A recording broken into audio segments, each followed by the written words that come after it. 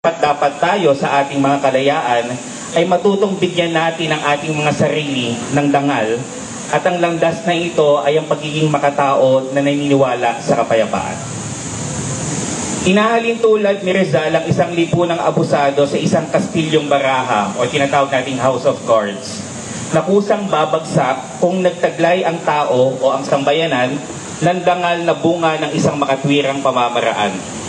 Sa puntong ito, babagsak ang mga pamahalang malupit, ito po yung panahon ng mga Espanyol sa Pilipinas, at aangkinin natin ang bayan. Ayon sa kanyang mga isinulat, and I quote, "Our liberty will not be secured at the sword's point. We must secure it by making ourselves worthy of it. And when the people reaches the height, God will provide a weapon. The idols will be shattered. Tyranny will crumble like a house of cards, and liberty will shine out like the first dawn." Napakagandang imahe po, no, na binahagi ni Rizal. Ikalawa, ipinaalala niya ang kaisipan na ang landas ng pagliligtas sa bayan ay hindi sa pamamagitan ng dahas, kundi sa pamamagitan ng kapayapaan.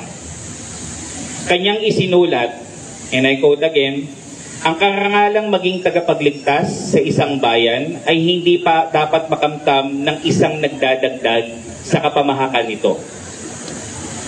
Inakala ninyo na maaaring mapadalisay at mailigtas ng isang krimen ang kawalang katarungan ang isang nabatikan at nabuluktot dahil sa isang krimen at walang katarungan. Mali. Tandaan po natin ang kanyang sinabi, walang nalilikha ang puot kundi mga halimaw. Ang krimen, mga kriminal." Laging tatandaan na ang landas ng paglaya ay laging nasa landas ng kapayapaan. Ikatlo, inihayag ni Rizal ang uri ng edukasyon na dapat meron tayo mga Pilipino. Sa katunayan, minsan, minamanhid tayo ng kasalukuyang sistema ng edukasyon na nagbibigay ng huwad na pag-asa. Para sa ating mga kabataan, nakikita natin ang edukasyon bilang kasagutan sa ating mga pangarap. Ngunit hanggang personal na pangarap lamang ang tinutupad at hindi kasama ang pag-unlad ng bansa. Kailan nyo na itanong na kapag ikaw ay naging successful na doktor, ay magagamot mo din ang mga kababayan mo? Sa pangkalahatan, tinuturoan tayo na magbasa at magsulat, pero hindi ang pagmamalasakit sa kapwa.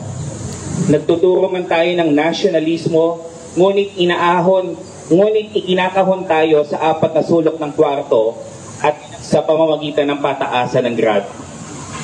Itinuturo ang kalayaan, ngunit hindi ang responsibilidad na kakambal nito. Nakaligtaan na minsan isinulat ni Rizal ang tuwirang ugnayan ng paaralan at ng bayan. Para sa kanya, tandaan po natin, ang paaralan ay ang aklat ng kinabukasan at ang salamin ng lipunan. Ulitin po natin, aklat ng kinabukasan at salamin ng lipunan. Sa Kabanata 32 ng Noli Me Tangere, inihag niya ang isang kaisipan. Review lang po, ito yung merong magsasalita sa pagtatayo ng isang paaralan sa San Diego. Ito po yung quote. "Mga mamamayan ng San Diego, karangalan ng inyong lingkod na manguna sa isang seremonyang batid na ninyo ang kahalagahan kahit hindi ko pa sinasabi. Itatayo dito ang isang eskwelahan. Ang eskwelahan ang batayan ng isang lipunan. Ang eskwelahan ang librong kasusulatan ng kinabukasan ng mga mamamayan. Ipakita sa amin ang mga eskwelahan ng isang bayan at sasabihin namin kung anong uri ng bayan iyon." Tanong, anong klase ng paaralan meron tayo? Anong mga ideya ang ating pinapalaganap sa loob ng mga paaralan? Malinaw ang ideya ni Rizal kaugnay sa tungkulin ng bayan na bigyang edukasyon ang kabataan. Kaya't naniniwala siya na ang kabataan ang pag-asa ng bayan. Ang pagiging pag-asa ng bayan ay hindi nangangahulugang aakuin ng kabataan ang problema ng bayan. Marahil ganito ang tingin ng maraming kabataan dito, na tila pabigat ang tinuring ni Rizal kaya't maraming kabataan ang tinatakasan ang responsibilidad sa lipunan. Ngunit gaya ng paglalapat ng wastong pananaw sa ideyang ito, ang pagiging pag-asa ng bayan ay paghahanda ng sarili upang maging karapat-dapat ang kinin ang bayan. Dapat isaisip na nasa kamay ng mga nakatatanda ang tungkuling sanayin at hubugin ng kabataan upang ihanda sila sa panahon na sila naman ang magpapatakbo ng lipunan. Ang mga nakakatanda ang gagabay habang ang mga kabataan ay sinasanay. Walang puwang dapat ang pagsasamantala, pang-aabuso, karahasan habang sinasanay ang kabataan. Magiging pag-asa ang kabataan sa mas maayos na bukas dahil karanasan, kaalaman at karunungan ang ipapamana natin sa kanila. Sa pamamagitan nito, taglay nila ang mas malawak na kaalaman sa mas matalinong pagdidesisyon sa buhay at lipunan. Laging ipaalala sa kabataan na paalala rin ni Rizal sa kanyang mga pamangkin. Tandaan po natin, on this battlefield, man has no better weapon than his intelligence, no other force but his heart. Sa tunggalian ng buhay, walang ibang magandang armas kundi ang ating katalinuhan. Ang puwersa ay ang ating mga puso.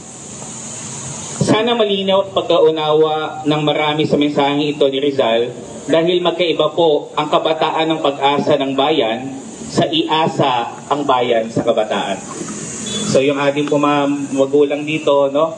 Wag nating pabigatin yung ating mga responsibilidad sa mga bata sapagkat baka dumating yung panahon na ayaw na nila, no? Na-frustrate na sila. At ito po yung isa sa mga panghuli kong mensahe.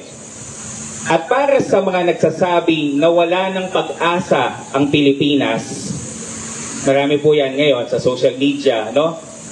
Umaalis na lang ng bansa, laging iniisipin na may pag-asa lagi ang Pilipinas dahil nasa atin lang ang kasagutan. Ang paniniwalang ito ang dahilan kung bakit matapos ang pakikibaka ni Rizal para sa reforma sa ibang bansa ay umuwi siya sa Pilipinas at dito nagsagawa ng pagbabago. Itinatag niya ang La Liga Filipina noong 1892. Ika nga niya sa isang liham, kung umaasa ang ating mga kababayan sa mga nasa Europa, abay nagkakamali sila. Ang puok ng pagbabago o ang puok ng pakikibaka ay ang Pilipinas. Dito tayo magkita, dito tayo magtulungan, umasa tayo sa ating sariling lakas. Bilang panghuli, lahat ng sinabi ko ngayon ay hindi maisa sa katuparan kung hindi naganap ang inaalala natin ngayong araw na ito. At lahat ng ito ay nagsimula sa kapanganakan ni Rizal. At kagaya ni Rizal, lahat tayo ay isinilang rin. Pahalagahan natin ang araw na naging biyaya tayo sa ating mga pamilya, kundi biyaya din tayo sa ating lupang sinilangan, ang ating bansang Pilipinas. Maligayang kaarawan, Dr. Jose Rizal. Magandang umaga po sa ating lahat. Maraming salamat po, Dr. Wency.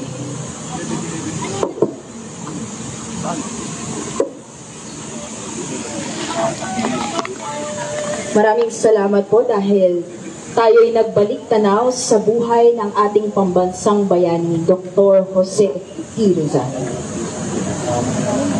At bilang pagbibigay-pugay sa kapanganakan ng ating pambansang bayani, tinatawagan ko po muli ang RTU Grand Alumni Association Incorporated Singers upang alayan tayo ng isang awitin.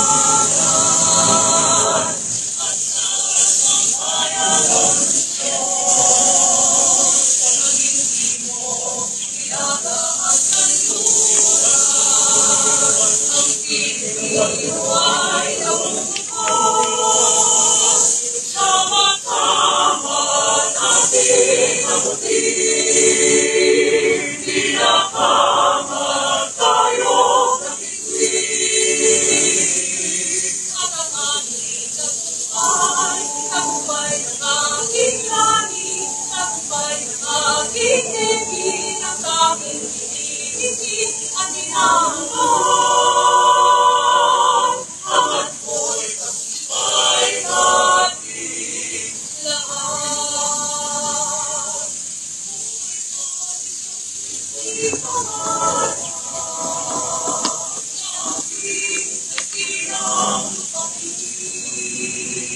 at sama-sama natin pagsisikap, sama-sama din mararating.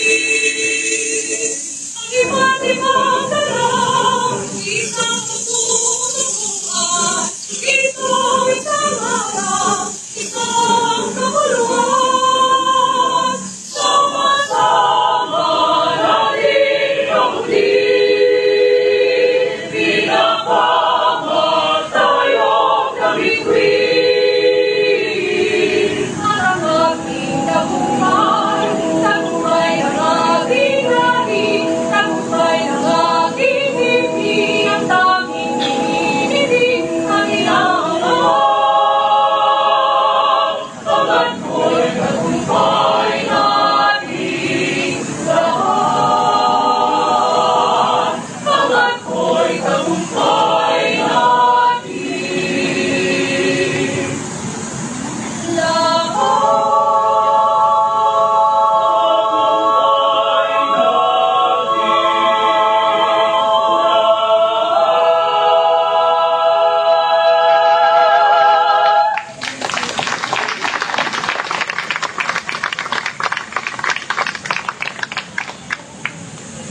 Maraming salamat po. RTU Grand Alumni Association Incorporated Singers. Sa umagang ito, para magbigay ng kanyang mensahe, tinatawagan naman po natin ang pinuno ng 11 sangguniang panglungsod at ang ating pangalawang punong lungsod, kagalang-galang Robert Dodot B. Jaworski Jr. Salamat, isang magandang umaga sa ating Mayor Vico Soto, Congressman Roman Romulo, Councilor Andy Ludelio, Mr. Patrick Lanjano, sa lahat po ng ating mga bisita ngayon, ng PNP, BFP, Boy Scouts, Girl Scouts, sa ating veterans nandito sa Masonic Lodge, sa ating lahat ng mga bisita, isang mapagpalang umaga. Habang pinagdiriwang natin ang ika-163 kaarawan ng ating pambansang bayani. Tandaan po natin, si Jose Rizal hindi po pinanganak na bayani. Ang buhay niya at kung paano niya pinakita ang kanyang pagmamahal sa ating bayan ay bakit natin siya ngayon binibigyan ng kanyang karangalan na ito. So, sana sa araw ng kanyang kapanganakan, maalala o ipaalala natin sa ating mga sarili, lalong-lalo na sa ating mga anak, na hindi po natin kailangan ialay ang ating buhay para tayo ay maging bayani.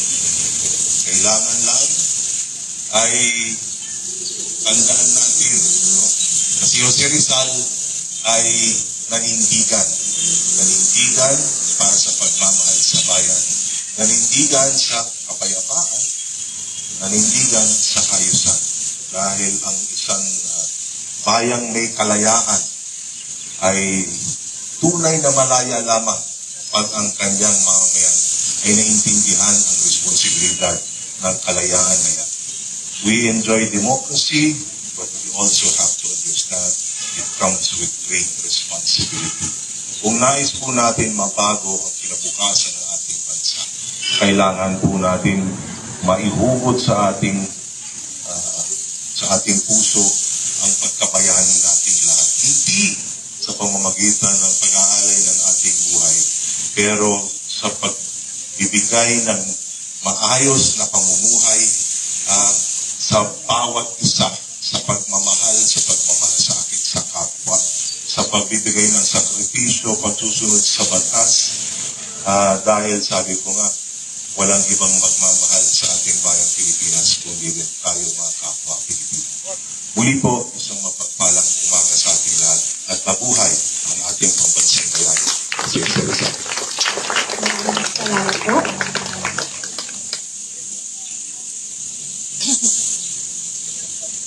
At ngayon, upang bigyan tayo ng isang makabuluhang mensahe, inaanyayahan po natin ang ating minamahal na punong lungsod, kagalang-galang Victor Ma Reyes N. Soto. Siupo lang po tayo. Magandang umaga po sa ating lahat. Maiksi lang po ito. Nabati naman po ang lahat ng mga kasama natin dito na individual at grupo. Kaya para hindi na po masyado. Dagdag ko lang po yung mga kasama natin mula sa Manila Water Foundation. Maraming salamat po sa mga water purifiers po na distribute nyo. Adip, Bunga Rainforest Park, pati sa iba't ibang paaralan natin. Maraming salamat po sa inyo. At narinig naman po natin yung mga mensahe ng ating congressman, ng ating vice mayor, at syempre ang keynote message po para sa umagang ito at sa okasyon na ito ni Dr. Wensley na sana ay pinakinggan natin ng mabuti at sana isa puso po natin ang kanyang mensahe sa atin.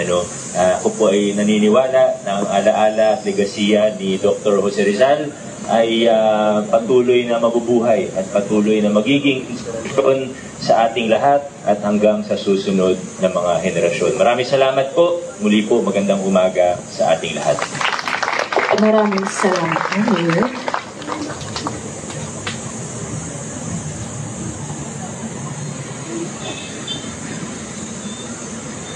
Sa pag-alala natin kay Dr. Jose P. Rizal, ating isabuhay ang mga aral na hatid niya upang tayo ay makasama at makatulong panglalo sa ating komunidad. Bilang pagtatapos, nais po naming ipabatid ang taos-pusong pasasalamat sa lahat ng ating mga pinuno ng iba't ibang tanggapan at departamento na nakibahagi sa ating paggunita. Maraming salamat po sa iba't ibang opisina na nakiisa at tumulong upang ang programang ito ay maging matagumpay. Maraming salamat rin po sa DILG, PNP, BFP, Barangay Maybunga, Maybunga Rainforest Park, Bantay Pasig, TPMO, TIO, Clean and Green, Parks and Playground at sa Cultural Affairs and Tourism Office. Maraming salamat rin po sa ating mga bisita mula sa Rizal Technological University Pasig Campus at Committee Head of Culture and Arts ng ating mga barangay. Ako po muli si Sara Mariano mula sa Office of the City Mayor, ang inyong naging guro ng palatuntunan ngayong umaga. Mabuhay si Dr. Jose P. Rizal, mabuhay ang Pasigueño. Maraming salamat po.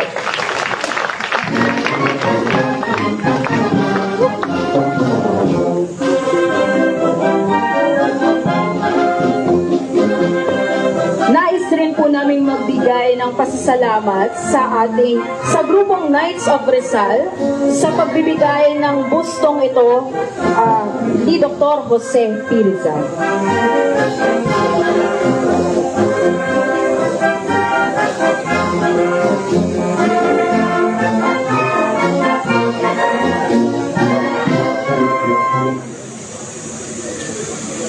Ngayon naman po, ating tunghayan ang maikling palatuntunan po ng Manila Water Foundation sa pagbibigay nila ng refrigerated drinking fountain sa ating dalawang eskwelahan sa San Lorenzo Senior High School and Elementary sa Barangay Manggahan at sa Maybunga Rainforest Park.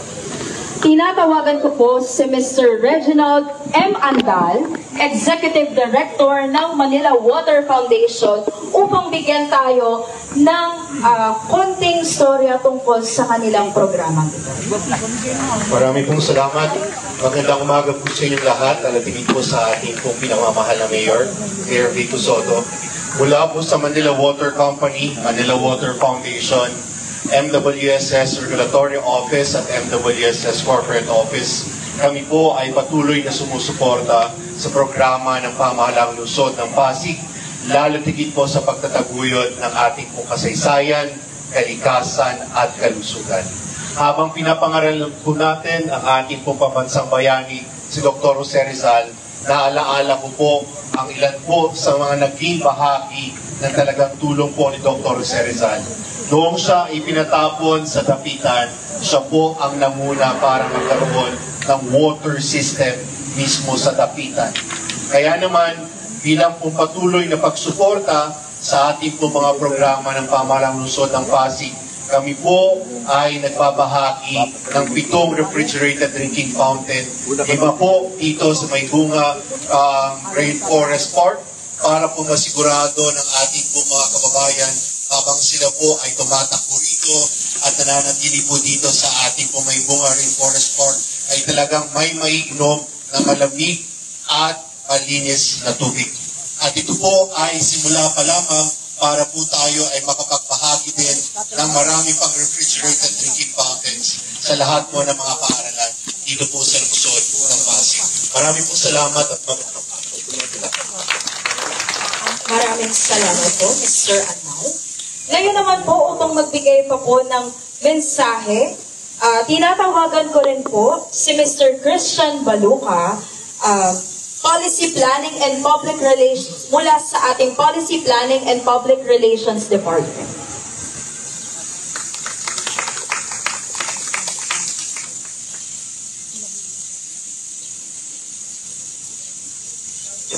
Mayor Vico Soto, Vice Mayor Robert Jaworski, Congressman Juan Romulo, Councilor Angelo Leon, Attorney Catherine Lee, Mr.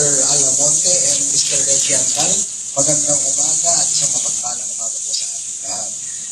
On behalf of our Administrator, Tommy Cleofas, MGFWSS, we would like to extend our warmest gratitude to the Manila Water Foundation for yet another initiative that will bring water closer sa ating mga katauhan at sa ating mga kabataan. Ngayong taon po ito, nakita po natin yung project cleaning up ng Manila Water kung saan nagbigay po sila ng refrigerated drinking fountain sa ating mga eskwelahan. Itong mga donations na po ito ay essential sa overall health and well-being ng ating mga estudyante at ngayon ng mga tao dito sa Pasig. Ito po ay ating demonstrasyon ng ating joint commitment sa pag-keep ng ating children healthy and safe. Throughout this initiative, we, as part of the institutions, who have the capability and capacity to steer the future towards the right direction, katulad ni Cato Rizal, I'm proud to say that we are on the course of instilling within our students the important role of water and the quality of life. By providing them clean and reliable drinking water, we are also promoting a safe and conducive learning environment. Dati-rati po, bit-bit lang natin ng tubig. Ngayon, isang apak na lang po, meron ng tubig, malamig pa. At umaasa po kami na isa iputo sa mga yapak ng kabataan tungo sa kalusugan, kaalaman, at kaunlaran. Mahalaga po ang tubig. Opo, lulan po ng ating mga refrigerated fountains ang tubig, pero ang tubig na ito ay produkto ng masugid na pangangalaga sa kalikasan, matatag na ugnayan sa ating lokal na pamahalaan at maayos na operasyon ng water and sewage system katuwang ang ating mga konsesyonaryo tulad ng Manila Water. Sa Manila Water as a syudad, the MWSS extends its gratitude for this partnership. At sa ating lahat, nawa po ay continue po natin ang pag-inspire sa mga future initiatives that creates water and health conscientious young citizens for everyone. Maraming salamat po sa inyong lahat at isang masiglang umaga.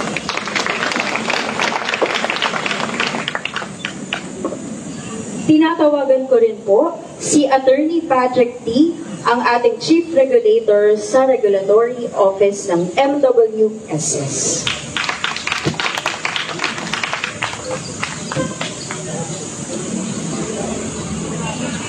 Good morning to everyone. Good morning to our Pasig City Mayor Honorary Vico Soto, who just celebrated his birthday last Monday, I believe. So, belated happy birthday po. To our Pasig City Vice Mayor Honorary Dodo Jaworski Jr., to our Congressman of the Lone District of Pasig, Honorary Romando Romulo, who's also my fraternity brother in the Upsilon Sigma Phi, to Councilor Angelo De Leon, and to all the officials and staff of Pasig City present here today, to the MWSS Corporate Office Department Manager Christian Baluca, to Manila Water Foundation Executive Director Reginald Andal, and to all our fellow public servants, development partners, stakeholders, and the people behind this worthwhile undertaking. Magandang umaga po sa inyong lahat.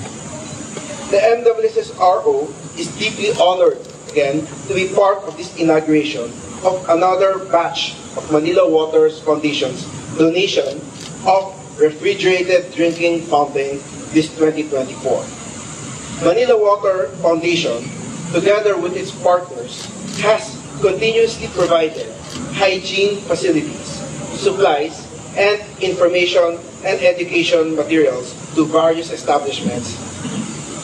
This is a testament to the Foundation's invaluable support to the public. As we mark our almost 27 years since the creation of the MWSS-RO in 1997, our office, alongside Manila Water, who is a concessionaire for the East Zone, has been dedicated to safeguarding the welfare of our stakeholders, not only by providing continuous and accessible supply of safe and affordable drinking water and environmentally safe sewerage system, but also by initiating other projects that will improve the quality of life of our fellow countrymen. We admire Manila Water's efforts to go beyond the kind of service that is expected of them by their customers. The provision of drinking water, of drinking fountains to 7 establishments, and which include 5 drinking fountains in this park itself, is timely as it promotes hydration, which is crucial in ensuring safe health and safety of the public, especially during the summer season. As we all know, it's really hot today. So this refrigerated drinking fountain will help people who are enjoying this park. And of course, to the 2 schools that will be given this drinking fountain as well. So during these times, public health relies greatly on this access to cold water. As such, ensuring the availability of clean, safe, sufficient, and cold water is very essential. Beyond promoting proper hydration, we also encourage the full community to actively participate in safeguarding our water resources through water conservation. Did you know that a person uses almost 2 liters of water for every 20 seconds of hand washing? Water conservation will help stretch our limited water supply, especially for the benefit of our future generations. So, turning off the faucet while soaping up when washing our hands or while brushing our teeth are some of the simple practices that we can do at school and at home to help conserve our scarce yet life-sustaining water resources. We commend Manila Water Foundation as well as all our collaborative partners, the City Government of Pasig, the MWSS Corporate Office, the Department of Health, for this worthwhile project. On our part, the MWSS-RO is steadfast in its commitment to ensuring that a continuous and sustainable supply of clean water remains available, accessible, and affordable for everyone. We pledge our continued efforts and full support to these community developments and water access, sanitation, and hygiene, or WASH initiatives to ensure their success and sustainability. Let us work together towards fostering a healthier and happier community. Thank you and good morning to everyone.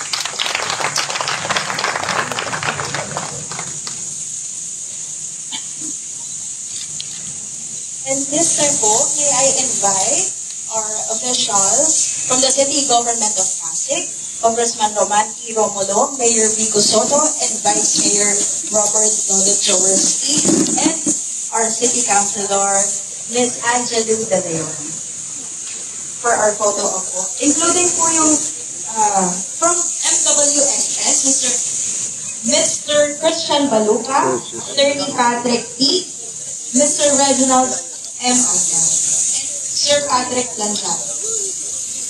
Head of Maribunga Rainforest Park and Cultural Affairs Information. Okay, ready po. Sige po, Rita. Ready, 1, 2, 3. Okay po. Ito lang po. 1, 2, 3. And for the last part po ng ating programa ngayong umaga, diretso na po tayo sa ating ribbon cutting and turnover ng ating refrigerated drinking fountain. Behind the ribbon na lang po tayo.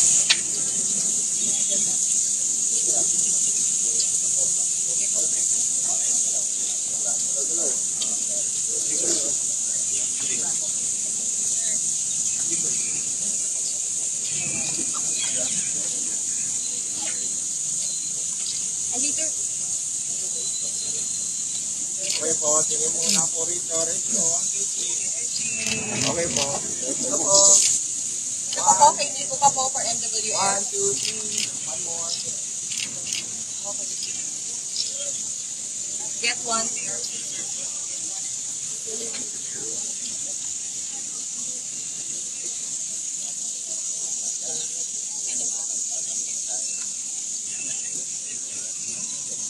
Okay, ready po. 1, 2, 3. O, pwede na pong patin niya ready po. Okay po. 1, 2, 3. Go! Salamat po. Manila Water Foundation, FWSS Corporate Office, FWSS Regulatory Office. God bless everyone. Maraming salamat po.